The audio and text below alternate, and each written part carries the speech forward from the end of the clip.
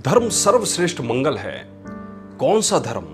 अहिंसा, संयम और तप रूपी धर्म। जिस मनुष्य का मन उक्त धर्म में सदैव संलग्न रहता है उसे देवता भी नमस्कार करते हैं। धर्म सर्वश्रेष्ठ मंगल है तो अमंगल क्या है, दुख क्या है, मनुष्य की पीड़ा और संताप क्या है, उसे ना समझे तो धर्म मंगल है, शुभ है, आनंद है, इसे भी समझना आसान ना होगा।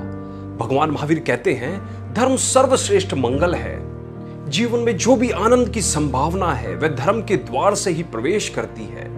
जीवन में जो भी स्वतंत्रता उपलब्ध होती है वह धर्म के आकाश में ही उपलब्ध होती है। और जीवन में जो भी सौंदर्य के फूल खिलते हैं वे धर्म की जड़ों से ही पोषित होते हैं। और जीवन में जो भी दुख है वह किसी न किसी रूप में धर्म से च्युत हो जाने में या अधर्म में संलग्न हो जाने में है। भगवान महावीर की दृष्टि में धर्म का अर्थ है जो मैं हूं उस होने में ही जीना, जो मैं हूं उससे जरा भी इंच भर भी च्युत ना होना। जो मेरा होना है, जो मेरा अस्तित्व है, उससे जहां मैं बाहर जाता हूं, सीमा का उल्लंघन करता हूं, जहां मैं विजातीय से संबंधित होता हूं, जहां मैं उससे संबंधित होता हूं जो मैं नहीं हूं, उसे मैं कितना ही चाहूं वह मेरा नहीं हो सकता। जो मैं नहीं हूं उसे मैं कितना ही बचाना चाहूं उसे मैं बचा नहीं सकता, वह खोएगा ही। जो मैं नहीं हूं उस पर मैं कितना ही श्रम और मेहनत करूं, अंततः मैं पाऊंगा वह मेरा सिद्ध नहीं हुआ। हाँ, श्रम हाथ लगेगा, चिंता हाथ लगेगी, जीवन का अपव्यय होगा और अंत में मैं पाऊंगा कि मैं खाली का खाली रह गया। मैं केवल उसका ही मालिक हो सकता हूं जिसका मैं जानू ना जानू अभी भी मालिक हूं। शरीर गिर जाएगा तो जो भी नहीं गिरेगा वही केवल मेरा है।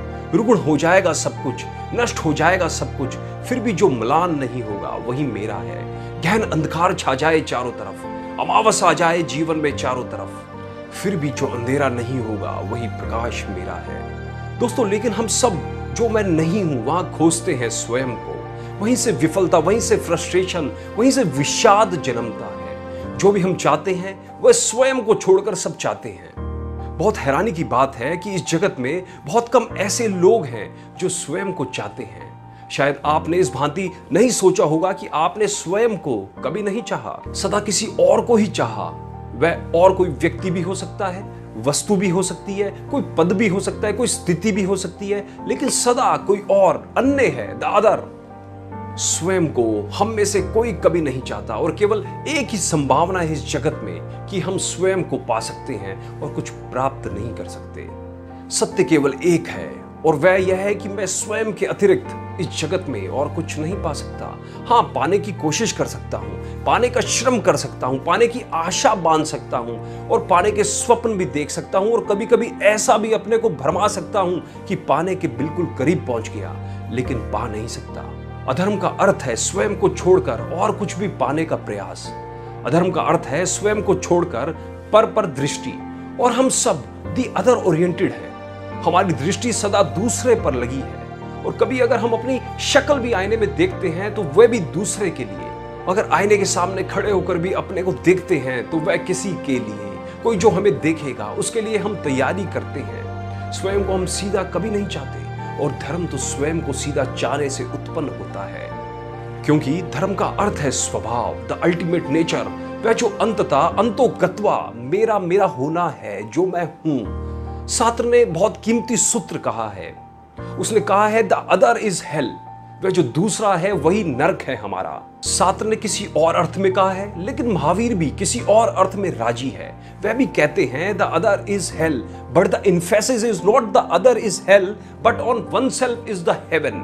दूसरा नरक है यह महावीर नहीं कहते, क्योंकि इतना कहने में भी दूसरे को चाहने की आकांक्षा और दूसरे से मिली विफलता छिपी है। महावीर कहते हैं स्वयं होना मोक्ष है, धर्म है मंगल। सात्र के इस वचन को थोड़ा समझ ले। सात्र का जोर है ये कहने में कि दूसरा नरक है, लेकिन दूसरा नरक क्यों मालूम पड़ता है ये शायद सात्र ने नहीं सोचा। दूसरा नरक इसलिए मालूम पड़ता है कि हमने दूसरे को स्वर्ग मानकर खोज की। हम दूसरे के पीछे गए जैसे वहां स्वर्ग है, वह चाहे पत्नी हो, चाहे पति हो, चाहे बेटा हो, चाहे बेटी हो, चाहे मित्र, चाहे धन, चाहे यश, वह कुछ भी हो दूसरा जो मुझसे अन्य है। सात्र को कहने में आता है कि दूसरा नरक है क्योंकि दूसरे में स्वर्ग खोजने की कोशिश की गई। अगर स्वर्ग नहीं मिलता तो नरक मालूम पड़ता है। भगवान महावीर नहीं कहते कि दूसरा नरक है, भगवान महावीर कहते हैं धम्मो मंगल मुखितम, धर्म मंगल है, अधर्म अमंगल है, ऐसा भी नहीं कहते कि ये दूसरा नरक है, ऐसा भी नहीं कहते। स्वयं का होना मुक्ति है, स्वयं का होना मोक्ष है, स्वयं का होना मंगल है, स्वयं का होना ही श्रेयस है। इसमें फर्क है। इसमें फर्क यह है कि दूसरा नरक है, ये जानना दूसरे में स्वर्ग को मानने से दिखाई पड़ता है। अगर मैंने दूसरे से कभी सुख नहीं चाहा तो मुझे दूसरे से कभी दुख नहीं मिल सकता।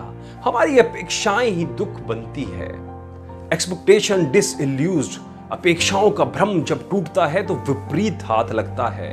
दूसरा नरक नहीं है। अगर आप महावीर को ठीक समझे तो शास्त्र से कहना पड़ेगा कि दूसरा नरक नहीं है, लेकिन तुमने क्योंकि दूसरे को स्वर्ग माना इसलिए दूसरा नरक हो जाता है। लेकिन तुम स्वयं स्वर्ग हो और स्वयं को स्वर्ग मानने की जरूरत नहीं है। स्वयं का स्वर्ग होना स्वभाव है।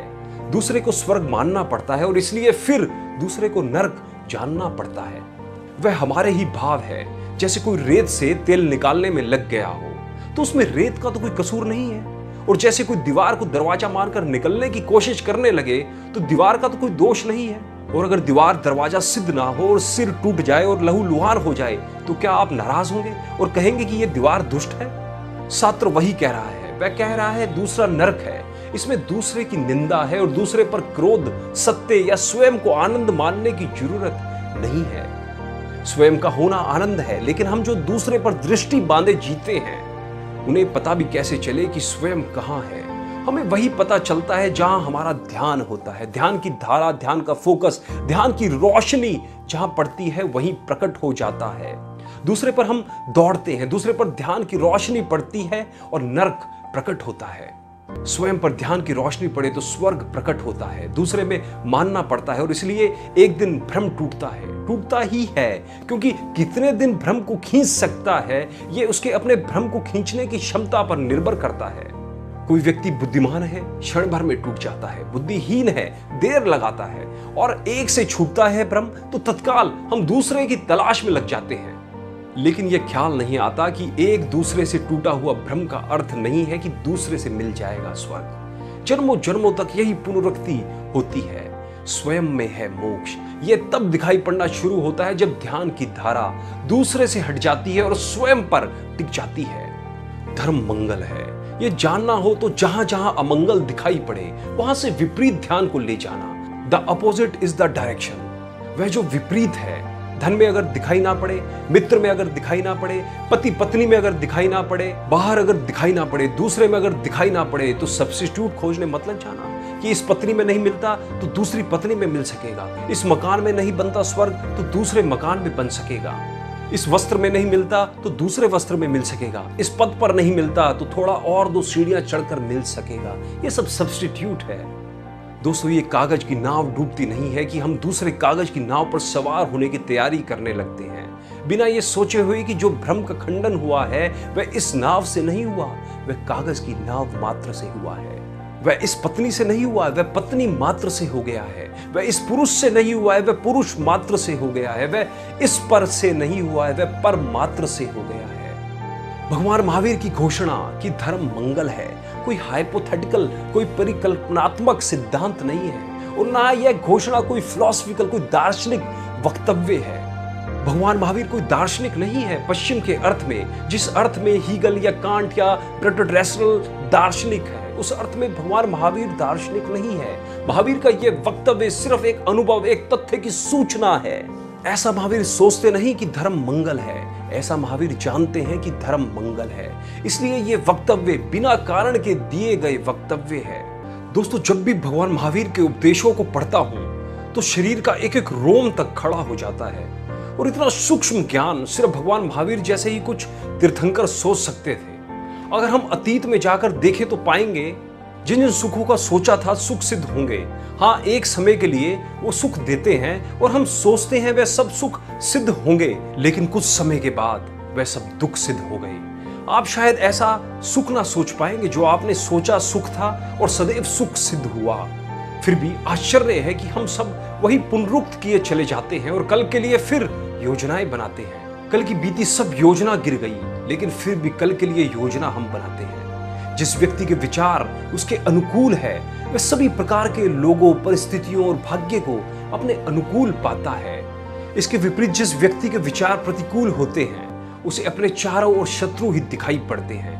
कहते हैं कि मनुष्य के विचार ही मनुष्य को सुखी और दुखी बनाते हैं। जिस मनुष्य के विचार उसके नियंत्रण में है वह सुखी है, जिसके विचार उसके नियंत्रण में नहीं रहते वह सदा दुखी रहता है। ऐसा व्यक्ति अक्सर अपने दुख का कारण खुद को ना मानकर किसी व्यक्ति, वस्तु, पदार्थ को मानता है। दोस्तों, ऐसे विचारों को रोकने और निकाल फेंकने में प्रारंभ में तो हमें कठिनाई अवश्य होगी, किंतु थोड़े से ही अभ्यास से यह कार्य सरल हो जाता है। आत्म अभिमानी अवस्था में रहने, ध्यान का अभ्यास करने, दिनचर्या सुव्यवस्थित करने, विकारों से स्वयं को बचाकर रखने, बुरा ना देखने, ना सुनने, ना बोलने से, दुनिया के बाहरी वातावरण को देखते हुए भी ना देखने के व्यर्थ चिंतन से हम खुद को बचा सकते हैं। हम यह ना सोचें कि मुझे व्यर्थ को समाप्त करना है, बल्कि यह सोचें कि मुझे सदा शुभ व श्रेष्ठ विचार मन में लाने हैं, क्योंकि शुभ व श्रेष्ठ विचारों की शक्ति से व्यर्थ अपने आप ही समाप्त हो जाता है। और दोस्तों, अंत में एक बात आप सबसे फिर से कहना चाहूंगा कि सदैव अपनी अपेक्षाओं पर नियंत्रण करना सीखें, क्योंकि कहीं ना कहीं हमारी अपेक्षाएं ही हमारा दुख का कारण बनती है। एक बार चिंतन जरूर कीजिएगा।